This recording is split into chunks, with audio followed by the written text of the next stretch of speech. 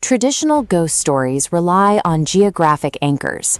These entities are typically bound to the specific coordinates of a tragedy, remaining trapped within the walls of a house or a single mile of highway.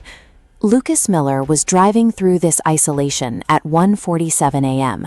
His route took him across the Nevada desert, miles from the nearest town. He passed a man in an old black suit standing on the shoulder with no car, no phone, and a fixed smile. Lucas kept driving, finding the same man standing beside the road a few miles later. The encounter quickly moved into the cab of the truck. Lucas first saw the man in his passenger side mirror, matching the speed of the semi-truck. When he looked back at the road and then to the mirror again, the seat beside him was occupied. This progression violates the limitations of a localized haunting. The entity transformed a static roadside encounter into an active, high-speed pursuit that ignored physical distance entirely. Lucas reached the safety of the sunrise and returned home to the suburbs of Colorado. He spent weeks believing the desert encounter was behind him. That sense of safety ended when his 6-year-old daughter looked at their front door and told Lucas that his friend from the highway was standing outside. This creates a geographic impossibility.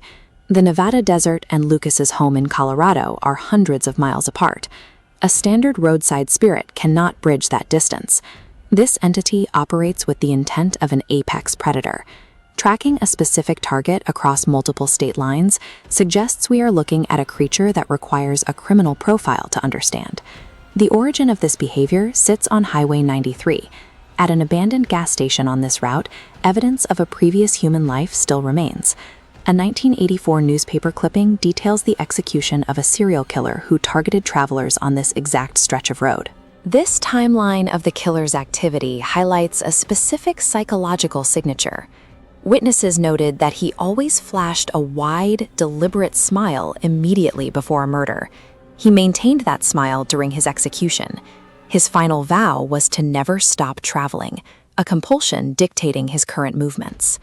The entity targeted Lucas specifically for his vehicle.